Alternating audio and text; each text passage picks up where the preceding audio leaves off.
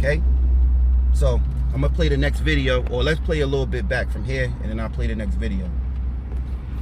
The various balances between material output and population can be engineered more or less to suit the particular objectives of a society. Reorient our activities and our attitudes on a global scale.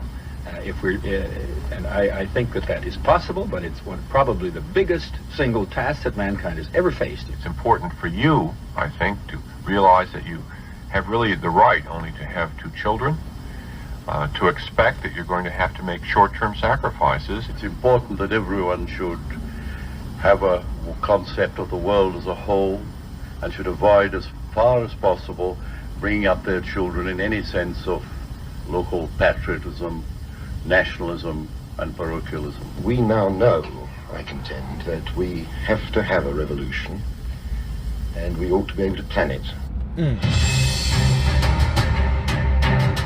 Yeah, you hear that? A revolution, and they have to plan it because they got to control it. All right, so let's get the next video.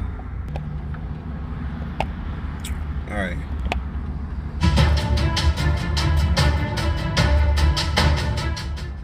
But in one way or another, we are so far, globally, we are so far above the population and the consumption levels which can be supported by this planet that I know in one way or another it's going to come back down. So I don't hope to avoid that.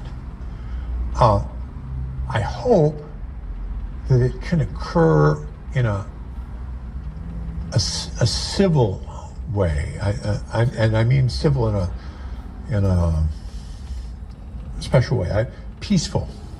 Peace doesn't mean that everybody's happy, but it means that conflict isn't solved through violence, through force, but rather in other ways. And so that's what I hope for. So let's wind it back again, and I'll let it play out.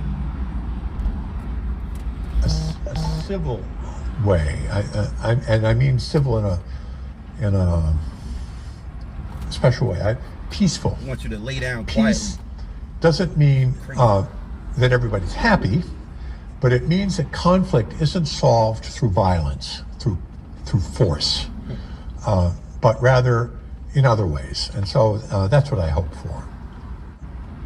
That we can, I mean, the planet can support something like 1 billion people,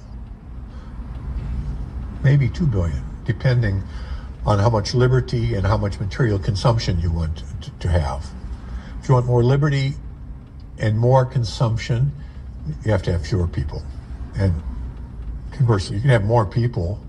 I mean, we could even have 8 or 9 billion probably if we have a very strong dictatorship, which is smart. That's unfortunately, you never have smart dictatorships. They're always stupid. So, but if you had a smart dictatorship and a low standard of living, you can have a, but we want to have freedom and we want to have a high sentence. So we're going to have 1 billion people. And we're now at 7, so we have to get back down.